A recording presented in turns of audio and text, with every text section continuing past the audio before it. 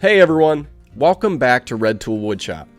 In today's video, I'm going to show you how to make a set of these iconic James Krenov-Style Sawhorses. To cut all the joinery, I'll be using the multi-router, and I'll show you step by step how to set up and cut each joint for this project. Whether you're using the multi-router or not to build these sawhorses, this is a great foundational project for any woodworker to take on. To get started, I first made a detailed cut list as well as a 3D drawing on SketchUp. If you'd like to build these for yourself, you can find the free cut list and the SketchUp file on our blog, which is linked directly in the description box below. For this project, I chose to make my sawhorses out of walnut. I took my time milling and cutting each component to size according to my cut list. With all the parts cut to size, we can start cutting the joinery, beginning with the forward legs, which I labeled green. For this piece, we'll be adding a mortise in the center on the edge of this board. The dimensions for this component are 18 inches long, 2 7/8 inch wide, and 13/16 inch thick. I laid out the location of the mortise by first marking center on my board using the center scale on my woodworking rule. Then I squared that mark across the face and both edges of the board. To mark out the cheeks of the mortise, I like to use this MT center gauge with a 3/8 inch marking bar installed. This tool makes it super easy to perfectly center the mortise on my workpiece thanks to its parallelogram design. The last bit of layout work was to mark a line at how deep the mortise needs to be, which is 7/8 of an inch. To position the leg parallel to the vertical table on the multi-router, I loosen these two screws and raise the front fence up on the horizontal table. Then I just had to align the center mark on my workpiece with the center mark on the table and then clamp it in place. To avoid any future layout work on my three other pieces, I installed this edge stop. You can install this attachment on either side of the multi-router. With my workpiece in position, I installed a 3/8 inch spiral upcut router bit in my router and a 3/8 inch by 2 inch tenon template in the tenon template holder. The stylus I'll be using for this project is the MT Variable Stylus. MT just stands for mortise and tenon. I'll share more on this later in the video. But next, I had to center the horizontal and vertical table. I did this by placing the stylus in the notch on the template holder and then locked the Y-axis in place. Now I'm going to be using terms like X, Y, and Z-axis a lot during this video. So here's a graphic that shows you what I'm talking about, just so we're all on the same page. To set the width of the mortise, I flipped the stylus around and then inserted the reduced pin into the slot on the template. By sliding the horizontal table to the left and right and setting the Y-axis stops, I was able to quickly dial in the perfect 2 inch width of my mortise. Next, I set the depth of my router bit to my layout mark and then lowered the Z-axis until my router bit lined up perfectly with the marks for my mortise, and then locked the Z-axis in place. Now this may seem like a lot of setup work since I'm going through it step by step like this. But once you get acquainted with the multi-router, this setup only takes about 2 to 3 minutes. And the payoff with the setup time comes when you actually go to cut your mortise. Cutting the mortise takes about 15 seconds, and the best part is how perfect they come out every single time. If you do any sort of production style work, this machine is practically foolproof once it's set up for a task. Just position your workpiece against the stop, clamp it in place, and cut your mortise. The fence and edge stop make it literally impossible to make any major mistakes. Once I had all 4 mortises cut for the legs, I moved on to the vertical supports, which I labeled yellow. The dimensions of this piece are 29 9/16 inch long, 2 7/8 inch wide, and 11/16 inch thick. I first marked out the length of the tenon, which is 13/16, as well as a center line on my workpiece. I also used the MT center gauge once again, this time to mark out the 3/8 inch tenon.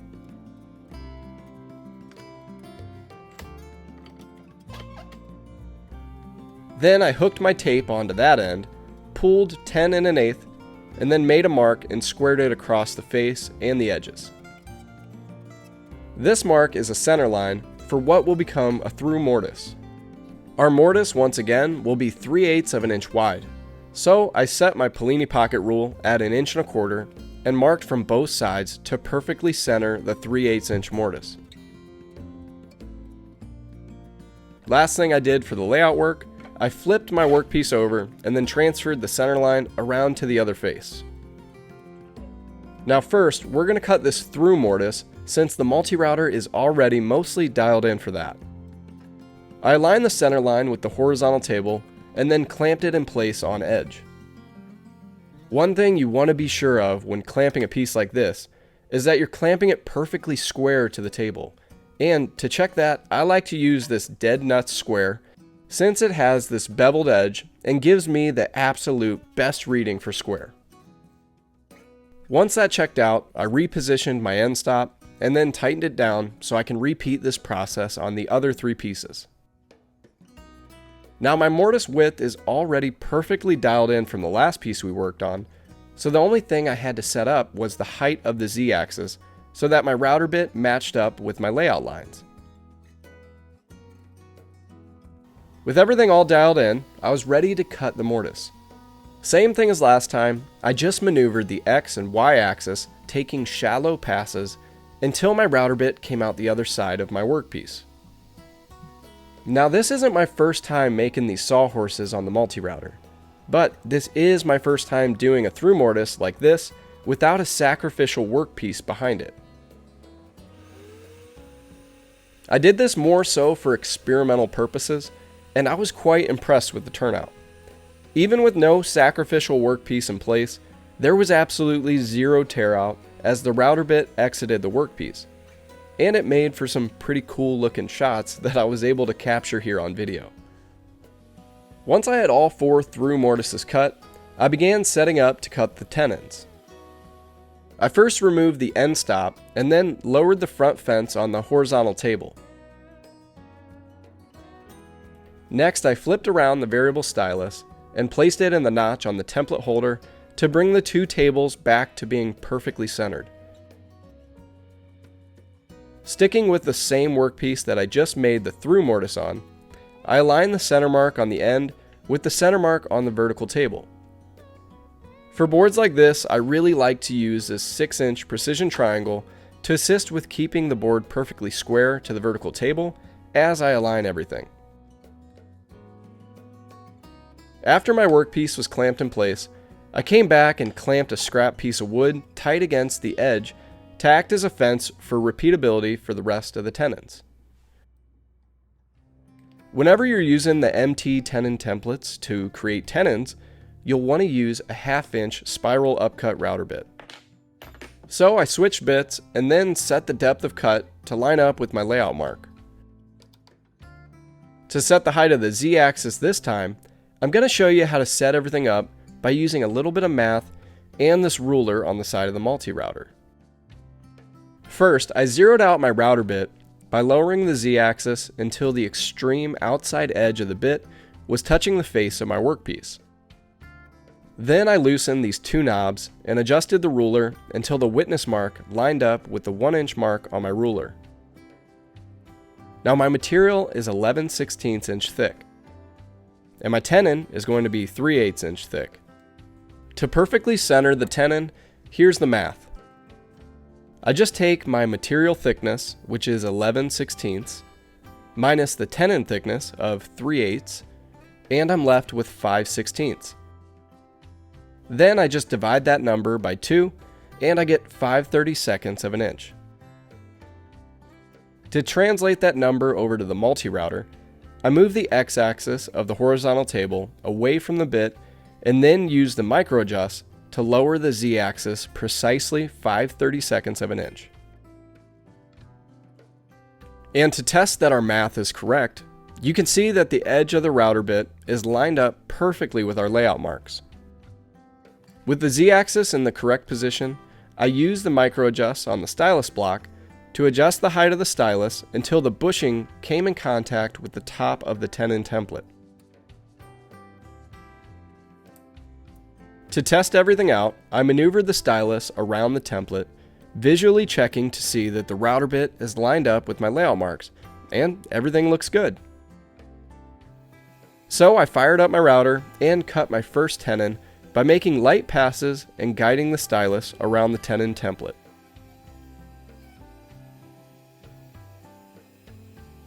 After I cut my first tenon, I tested the fit of the mortise and tenon, and the tenon was slightly undersized. It's still perfectly fine for glue-up purposes, but I wanted it to be a little more snug. Thankfully, the Variable Stylus allows me to make my tenon slightly larger so I can get the better fit that I'm looking for. So I took off the bushing that I started with, which was this plus 0.10 bushing, and I stepped it up to the plus 0.15 bushing to increase the overall size of the tenon thickness by 5/1000ths of an inch. There's a video that I'll link below that'll further explain how this MT stylus and the bushings work, and if you're confused about anything or want to learn more, feel free to check that video out. After I swapped out the bushing, I reinstalled the stylus and then cut my next piece. You can always tell if you found the right fit simply by listening to how the joint comes together. Everything sounds and feels nice and snug, and once you go to remove the mortise piece, you'll hear this ever so satisfying pop, which means you nailed it.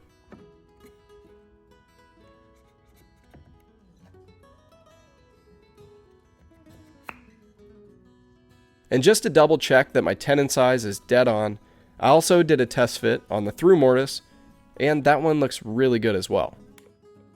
Nice and tight with no visible gaps around the entire mortise. With my setup all dialed in, I went ahead and cut all of the remaining tenons on the yellow vertical support pieces. Next, I grabbed the two horizontal support pieces, which I'm labeling orange. These are 21 7/8 inch long, 2 7/8 inch wide, and 3/4 inches thick. I didn't adjust anything on the multi-router for these two pieces. I just clamped each one in place against my stop block, cut a tenon on one end, and then flipped it around, making sure to keep the same face pointing up, and then cut the tenon on the other end.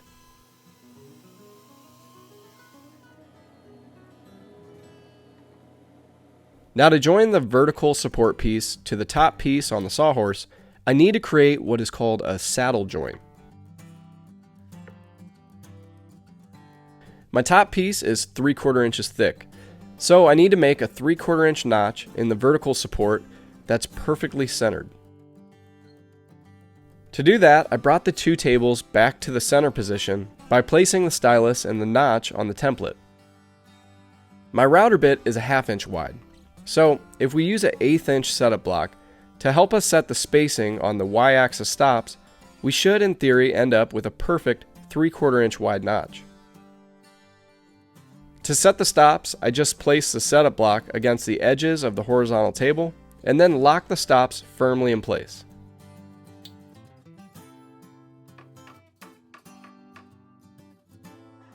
Then I marked out a line on the uncut end of my vertical support piece at 1 1/16 of an inch. Then I clamped it in place against my stop block and adjusted the depth of cut to line up with my layout mark.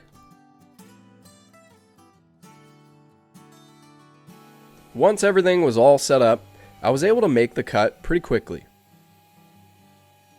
Of course, before cutting the 3 remaining pieces, I tested the fit and it was honestly a perfect fit.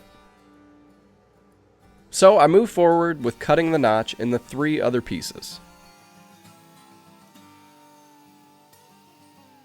The last bit of joinery I had to do was to create a mating notch on the top piece, which I labeled blue.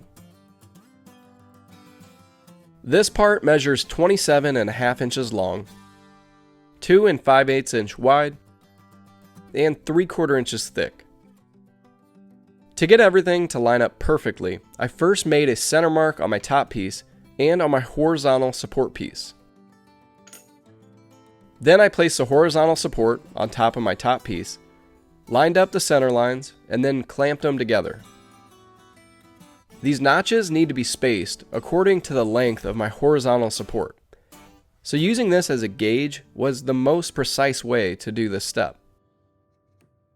I used my marking knife to mark the starting point of the notch on both ends of the board. Then I unclamped and removed the horizontal support and used a scrap piece from the vertical supports to mark out how wide that notch needed to be.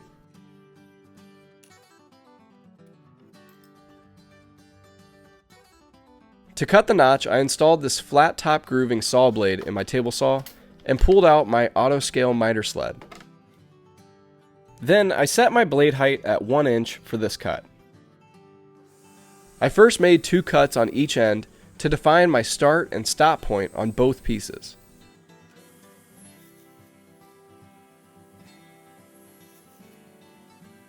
Once those were done, I cleared out all the remaining waste in between.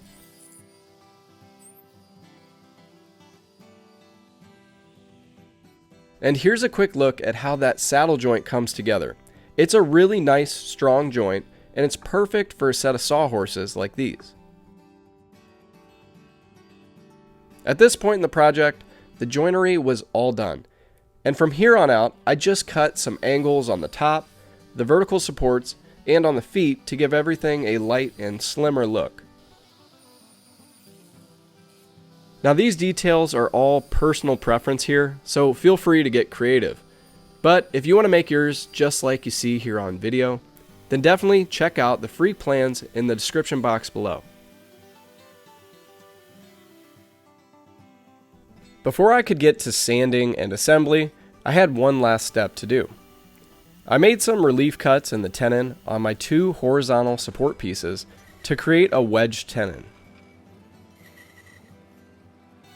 I then made shims by milling some stock to match the width of my mortise. And then I cut them into shims over at the bandsaw. Next, I sanded everything and eased all the edges using my block plane.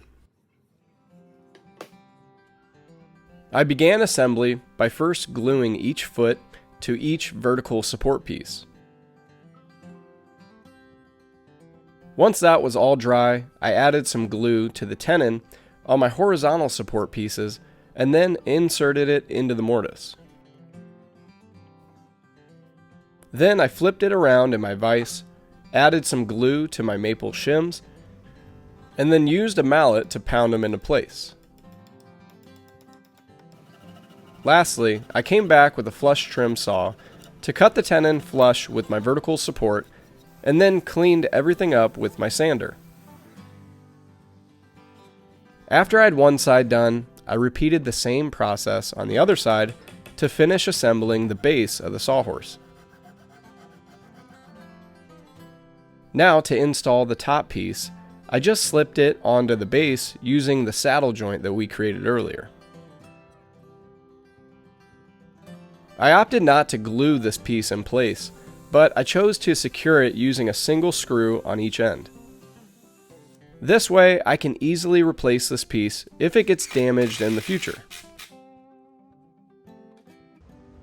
But that about wraps up this build of the James Krenov-Style Sawhorses. This was a really fun build, and it's a great first project for anyone that wants to familiarize themselves with the multi-router. I really hope you guys enjoyed this build and learned something along the way. If you want to see more videos like this, please like this video and subscribe to our channel so you never miss out on any future projects. Also, check out the free plans over on our blog that's linked directly below. They feature detailed drawings of each component as well as a cut list so you can make these sawhorses for yourself. Thanks so much guys for watching, and I'll see you next time here on RedTOOL Woodshop.